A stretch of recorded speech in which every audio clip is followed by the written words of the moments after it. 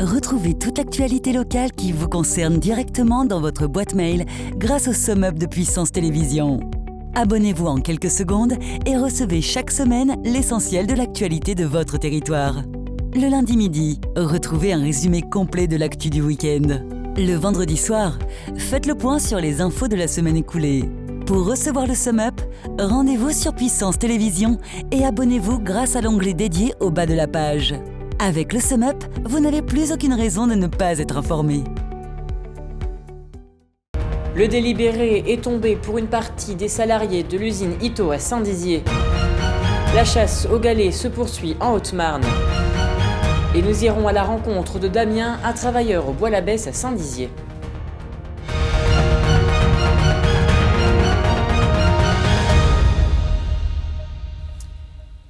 Bonsoir à tous, bienvenue dans votre journal du dimanche 2 mai. Le délibéré concernant l'usine Ito et les salariés partis d'un commun accord en janvier 2018 dans le cadre de la deuxième restructuration de l'usine est tombé. Ces derniers indiquent qu'ils sont irrecevables parce qu'ils sont proscrits, une situation due au projet de réforme du Code du travail français en 2017 mené par le président de la République Emmanuel Macron. Et on écoute à ce sujet Maître Brun, avocat des ex-salariés qui déplore cette situation. Nous allons interjeter appel de cette décision et demander à la Cour d'appel de Dijon de trancher ce point de droit très important, parce que si on fait de la sécurisation patronale, il faut le dire, 12 mois n'est pas raisonnable. Le délai de la prescription de droit commun en France, c'est 5 ans. Et en plus, on ne signifie pas aux salariés ce délai exceptionnel. C'est particulièrement déplacé et choquant. Donc, appel. Le droit à une réparation appropriée, ça n'existe pas en France. Donc, ça se résout comme dommage et intérêt. Ceci dit, dans le cas de Ito, être réintégré dans une usine où il n'y a plus que le toit et les murs, où l'outil de travail a été pillé par nos amis chinois avec la bénédiction de l'État libéral, j'aimerais que la justice soit plus diligente. Pour preuve encore, sur la rupture du principe de continuité du service public de la justice, les audiences des Ito 3 et Ito 4, ceux qui sont partis en 2019 et en 2020, les derniers de 2020, toutes les audiences sont annulées, faute de greffe. Et poursuivons cette édition avec ce phénomène du moment qui explose durant le confinement, la chasse aux galets. Certains les colorient et les cachent, d'autres doivent les retrouver. Une activité du moment très appréciée suite aux restrictions de déplacement imposées. Un reportage de Manon de Fontis. Attention, 1, 2, 3, partez! Et c'est parti pour la chasse aux galets. En cet après-midi ensoleillé, Molly, Lana et leurs amis s'amusent à dénicher ensemble des pierres colorées. 4 galets. Inspiré d'un concept venu d'outre-Manche, le jeu Trouve mon galet rencontre un franc succès depuis son arrivée en France en 2018. Et ce phénomène n'échappe pas à la Haute-Marne. On a 2. Le principe est très simple, il suffit d'abord de peindre des galets et laisser libre cours à ses envies et à son imagination. On va faire plein de couleurs. Ouais. Du rouge, du jaune, du argenté. Adepte du jeu depuis maintenant quelques mois, Lola a déjà fabriqué une vingtaine de galets et aime par-dessus tout ajouter sa touche personnelle. J'aime bien les décorer, peindre et mettre plein de paillettes. Après avoir embelli ses galets, Lola, accompagnée des membres de sa famille, cache dans les rues de son village ses créations afin que d'autres personnes les trouvent et les fassent voyager à leur tour. Qu'ils préfèrent les cacher, les débusquer ou encore les peindre, le plaisir reste toujours le même. Et pourquoi vous aimez bien? Qu'est-ce qui vous plaît? Parce que c'est rigolo et c'est comme une chasse au trésor. Pourquoi t'aimes bien? Qu'est-ce qui te plaît? Les faire et les cacher. Des fois, je les cache pour faire plaisir aux autres enfants qui en ont pas beaucoup des galets. Une activité familiale, de partage et d'échange, c'est peut-être ça la clé de la réussite de ce jeu ludique qui séduit autant les petits que les grands. Pour la créativité, c'est bon pour eux.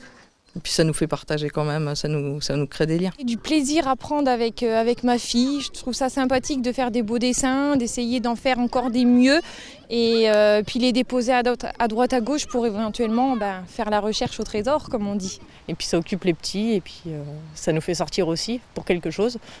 J'ai eu des cas où mon fils il m'a fait sortir à 21h pour aller en chercher parce qu'il savait qu'il y en avait un. Plus de 5000 personnes ont déjà rejoint sur les réseaux sociaux la communauté haut-marnaise des chercheurs de galets.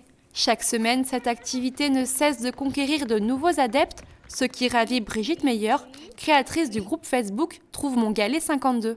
Ça a pris de l'ampleur, c'est sur toute la France et puis même, on va dire presque sur tous les pays, parce qu'on trouve des galets qui viennent d'Allemagne, de Suisse. Les gens vont les déposer un peu partout. Il y en a qui vont les déposer en Martinique, tout partout ils vont en vacances, quoi. Et c'est vrai que ça a vraiment une grande ampleur maintenant. Les galets décorés peuvent être cachés partout, dans les parcs, à la ville comme à la campagne. Il suffit alors d'ouvrir l'œil. Et passons désormais à l'image du jour. Les chauves-souris et les hirondelles vont retrouver des abris au sein du quartier du Hameau à Vitry-le-François. Les habitats de ces espèces protégées avaient en effet été détruits lors du démontage de ces immeubles. Ils sont désormais de retour. Et à 31 ans, Damien travaille au Bois-l'Abbesse en tant que trieur papier. La seule bête noire de son handicap, c'est l'administration française. Plus d'explications dans ce reportage signé Alison Godefroy. Il s'appelle Damien et il travaille à l'ESAT de Saint-Dizier depuis 2011, l'établissement et service d'aide par le travail. Ici, dans cet atelier, 24 personnes en situation de handicap œuvrent aussi. Auparavant stagiaire, Damien intervient aujourd'hui sur l'activité dite douce, le tri de papier. Ses horaires quotidiennes durant la semaine, 8h30, midi et demi et 13h30, 17h. Il a d'abord effectué 4 semaines de stage dans l'atelier palette, l'atelier sous-traitance, l'atelier montage. Et nous avons décidé de prolonger son stage pour l'amener le plus loin possible, savoir ce qu'il était capable de faire et savoir jusqu'où nous allons l'emmener, quoi. Damien est rémunéré et touche une allocation travailleur handicapé. Il vit chez ses parents. De caractère calme et agréable, il est fort apprécié dans le groupe de travail où règne une ambiance solidaire. Depuis 18 ans, Sabine travaille aussi au Bois-l'Abbesse et apprécie Damien, tout comme Angélique qui travaille ici depuis 25 ans. Plus qu'un collègue, c'est un ami, elle l'accompagne au quotidien. Il est comme tout le monde, gentil, il rigole bien avec moi, avec tous les collègues, les éduques.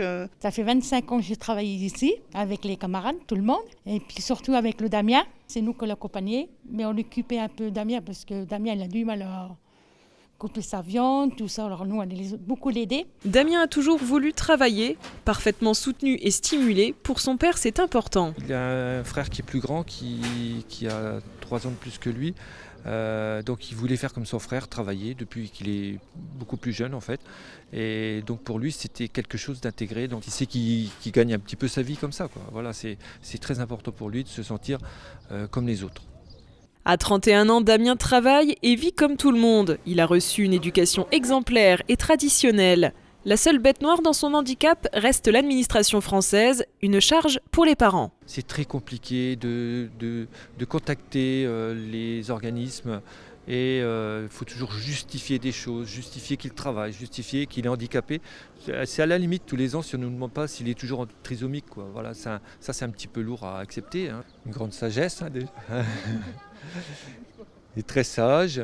Ensuite, il est reconnaissant, il sait quand on lui fait du bien, donc il est calme, il est très calme, et puis aussi il sait nous le rendre par ses sourires, par ses comportements, il sait nous rendre ce qu'on lui donne.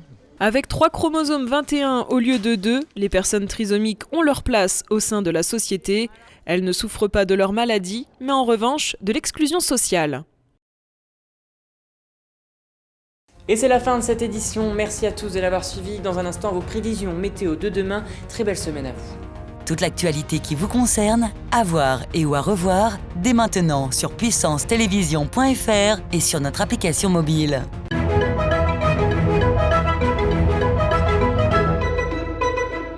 Bonsoir à toutes et à tous. Pour demain matin, sortez vos lunettes, c'est le retour du soleil. Les températures resteront fraîches avec 2 degrés partout.